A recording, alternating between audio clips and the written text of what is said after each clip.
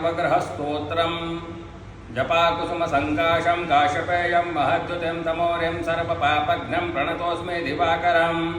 दधिशङ्खतुषाराभं क्षीरोदार्णमसम्भवं नमामि शशिनं सोमं शम्भोर्मुकुटभूषणं धरणे गर्भसम्भूतं विद्युत्कान्तिसमप्रभं कुमारं शक्तिहस्तं तं मङ्गलं प्रणमाम्यहं प्रियङ्गूकलिकाश्यामं रूपेण प्रतिमं बुधं सौम्यं सौम्यगुणोपेतं तं बुधं प्रणमाम्यहं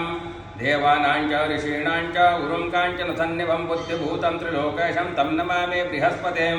हिमकुन्दमृणालाभं दैत्यानां परमं गुरुं सर्वशास्त्रप्रवक्तारं भार्गवं प्रणमाम्यहं